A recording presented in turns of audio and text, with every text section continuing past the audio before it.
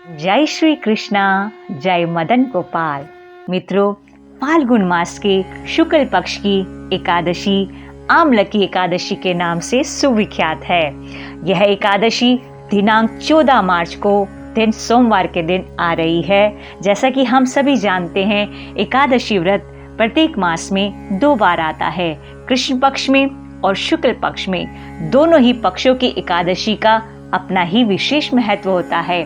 हर एकादशी की विशेष कथा होती है और एकादशी व्रत, जी हाँ, एकादशी व्रत के नियम जो कि दशमी तिथि से ही प्रारंभ हो जाते हैं। दशमी तिथि के दिन भी हम एक समय भोजन करें और उसमें भी प्याज, लहसुन और मांस मदिरे का सेवन बिल्कुल त्याज्य कर दें और इसके बाद एकादशी व्रत का संकल्प लें। श्री हरि से प्रार्थना करें हमारा एकादशी व्रत प्रभु आपकी ही कृपा से निर्विघ्न संपन्न हो, और द्वादशी तिथि को भी प्रभु से यही प्रार्थना करें हमारा जो एकादशी व्रत आपकी कृपा से हुआ है, उस व्रत को हम प्रभु आपके ही समर्पित करते हैं, आपके चरणों में अर्पित करते हैं। और उसका पारण का समय भी निश्चित होता है कि इस समय से लेकर इस समय हमने एकादशी व्रत का पारण करना है, यानी उद्यापन खोलना है व्रत को। आइए अब हम सभी आमलकी एकादशी की व्रत कथा श्रवण करते हैं। युधिष्ठिर जी ने भगवान श्री कृष्ण जी से पूछा, हे श्री कृष्ण, हे मधुसूदन, मुझे फाल्गुन मास के शुक्ल पक्ष की एकादशी का नाम और महात्म्य बताने की कृपा करें। भगवान श्री कृष्ण बोले, महाभाग धर्मनंदन, फाल्गुन मास के शुक्ल पक्ष की एकादशी का नाम आमलकी है। इसका पवित्र व्रत विष्णु लोक की प्राप्ति कराने वाला है। राजा मानधाता ने भी महात्मा वशिष्ठ जी से इसी प्रकार का प्रश्न पूछा था, जिसके जवाब में वशिष्ठ जी ने कहा, महाभाग, भगवान विष्णु के थूकने पर उनके मुख से चंद्रमा के समान कांतिमान एक बिंदु प्रकट होकर पृथ्वी पर गिरा। उसी से आंवले का महान वृक्ष उत्पन्न हुआ, जो सभी वृक्षों का आदिभूत कहलाता है।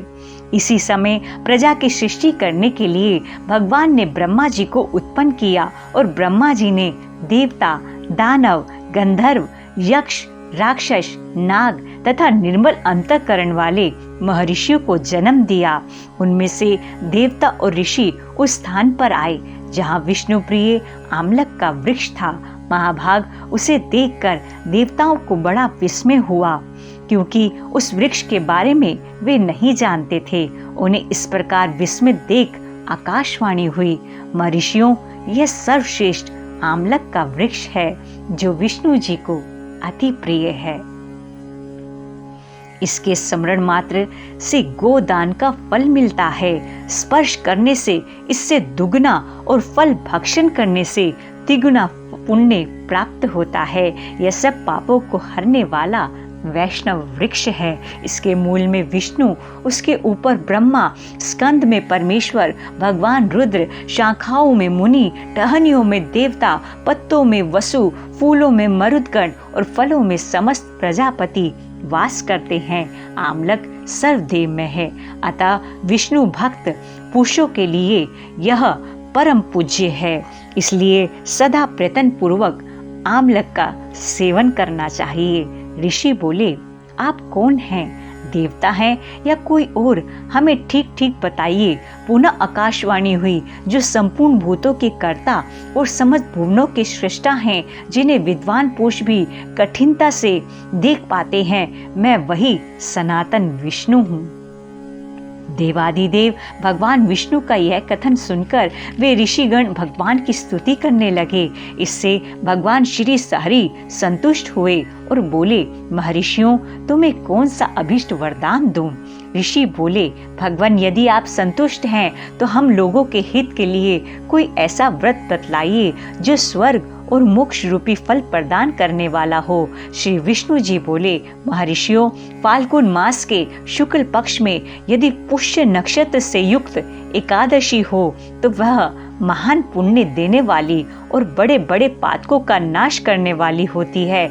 इस दिन आंवले के वृक्ष के पास जाकर वहां रात्रि में जागरण करना चाहिए। इससे मनुष्य सब पापों से छूट जाता है और सहस्त्र गोदान का फल प्राप्त करता है। विप्रगण, यह व्रत सभी व्रतों में उत्तम है जिसे मैंने तुम लोगों को बताया है। ऋषि बोले, भगवान, इस व्रत की विधि क्या है? कृपा कर हमें बताइए। इसके देवता और मंत्र क्या हैं? पूजन कैसे करें? उस समय स्नान और दान कैसे किया जाता है? भगवान विष्णु ने कहा, द्विजवरों, इस एकादशी को व्रती प्रातः काल दंत धावन करके यह संकल्प करे कि हे पुंडरीकाक्ष, हे अच्युत, मैं एकादशी को निराहार रहकर दूसरे दिन भोजन करूंगा। आप मुझे शरण में रखें। ऐसा नियम लेने के बाद पतित, चोर, पाखंडी, दुराचारी, गुरु पत्नी गामी तथा मर्यादा भंग करने वाले मनुष्यों से वह वार्तालाप न करे। अपने मन को वश में रखते हुए नदी में, पोखरे में, कुएं पर अथवा घर में ही स्नान करे। स्नान के पहले शरीर में मिट्टी लगाए। मृत्तिका लगाने का भी मंत्र है। अश्व क्रांते, रथ क्रांते, विष्णु क्रांते वसुंधरे, मृत्तिके हर में पापम, जन्म कोट्याम समर्जितम। वसुंधरे, तुम्हारे ऊपर अश्व और रथ चला करते हैं तथा वामन अवतार के समय भगवान विष्णु ने भी तुम्हें अपने पैरों से नापा था। मृत्तिके, मैंने करोड़ों जन्मों में जो पाप किए हैं, मेरे उन सब पापों को हर लो। स्नान का मंत्र, त्वं मातः सर्वभूतानां जीवनम ततो रक्षम, सवेदेजोदभिजाता जातिनां रसानां पते नमः। स्नातोऽहं सर्वतीर्थेषु हृदयपर्वस्विनेषु च नदीषु देवखातेषु इदं स्नानं तु मे भवेत्। जल की अधिष्ठात्री देवी माता, तुम संपूर्ण भूतों के लिए जीव हो। वही जीवन जो स्वदेज और उद्भिद जाति के जीवों का भी रक्षक है। तुम रसों की स्वामिनी हो, तुम्हें नमस्कार है। आज मैं संपूर्ण तीर्थों, कुंडों, झरनों, नदियों और देव संबंधी सरोवरों में स्नान कर चुका हूँ। मेरा यह स्नान उक्त सभी स्नानों का फल देने वाला हो। विद्वान पुरुष को चाहिए कि वह परशुराम जी की सोने की प्रतिमा बनवाए। प्रतिमा अपनी शक्ति और धन के अनुसार 1 या आधे मासे स्वर्ण की होनी चाहिए। स्नान के पश्चात घर आकर पूजा और हवन करें। इसके बाद सब प्रकार की सामग्री लेकर आंवले के वृक्ष के पास जाएं। वहाँ वृक्ष के चारों ओर की जमीन झाड़ बुहार लीप पोत कर शुद्ध करें। शुद्ध की हुई भूमि में मंत्र पाठ पूर्वक जल से भरे हुए नवीन कलश की स्थापना करें। कलश में पंचरत्न और दिव्य गंध आदि छोड़ दें। श्वेत चंदन से उसका लेपन करें। उसके कंठ में फूल की माला पहनाएं। सब प्रकार के धूप की सुगंध फैलाएं। जलते हुए दीपकों की श्रेणी सजाकर रखें। तात्पर्य यह है कि सब ओर से सुंदर और मनोहर दृश्य उपस्थित करें। पूजा के लिए नवीन छाता, जूता और वस्त्र भी मंगा कर रखें। कलश के ऊपर एक पात्र रखकर उसे श्रेष्ठ खीलों से भर दें। फिर उसके ऊपर परशुराम जी की मूर्ति स्थापित करें। विशोकाय नमः कहकर उनके चरणों की, विश्वरूपिणी नमः से दोनों घुटनों की, उग्राय नमः से जांघों की, दामोदराय नमः से कटिभाग की, पद्मनाभाय नमः से उदर की, श्री वत्सधारिणी नमः से वक्षस्थल की, चक्रणे नमः से बाई भाग की, गदिनी नमः से दाहिनी भाग की, वैकुंठाय नमः से कंठ की, यज्ञ मुखाय नमः से मुख की, विशोगनिग्ने नमः से नासिका की, वासुदेवाय नमः से नेत्रों की, वामनाय नमः से ललाट की, सर्वात्माने नमः से संपूर्ण अंगों तथा मस्तक की पूजा करें। यही पूजा के मंत्र हैं। तदंतर भक्ति युक्त चित्त से शुद्ध फल के द्वारा देवादिदेव परशुराम जी को अर्घ्य प्रदान करें। अर्घ्य का मंत्र इस प्रकार है। नमस्ते देव देवेश जामदग्ने नमोस्तुते, ग्रहणार्घ्यम इमं दत्त मामलक्यायुधम हरे। देव देवेश्वर जमदग्निनंदन श्री विष्णु स्वरूप परशुराम जी, आपको नमस्कार है, नमस्कार है। आंवले के फल के साथ दिया हुआ मेरा यह अर्घ ग्रहण कीजिए। तदंतर भक्ति युक्त चित्त से जागरण करें। नृत्य, संगीत, वाद्य, धार्मिक उपाख्यान तथा श्री विष्णु संबंधिनी कथा वार्ता आदि के द्वारा वह रात्रि व्यतीत व्यतीत करें। उसके बाद भगवान विष्णु के नाम से ले लेकर आमलक वृक्ष की परिक्रमा 108 या 28 बार करें।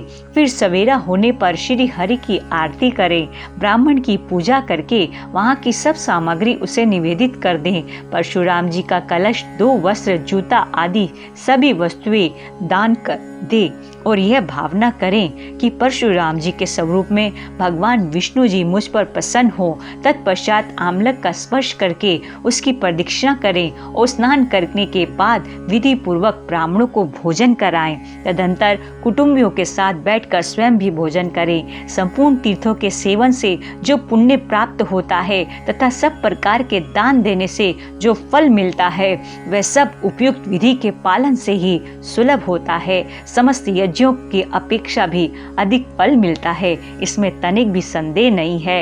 यह व्रत सब व्रतों में उत्तम है। वशिष्ठ जी कहते हैं, महाराज, इतना कहकर देवेश्वर भगवान विष्णु वही अंतर्धान हो गए। तत्पश्चात उन समस्त महर्षियों ने उक्त व्रत का पूर्ण रूप से पालन किया। नृपश्रेष्ठ, इसी प्रकार तुम्हें भी इस व्रत का अनुष्ठान करना चाहिए। भगवान श्री कृष्ण कहते हैं, युधिष्ठिर, यह दुर्दर्श व्रत मनुष्य को सब पाप को मुक्त कर देता है। यह अति उत्तम व्रत है। जी हाँ, इस व्रत का अनुष्ठान अवश्य करें। जय श्री कृष्णा, जय मदन गोपाल।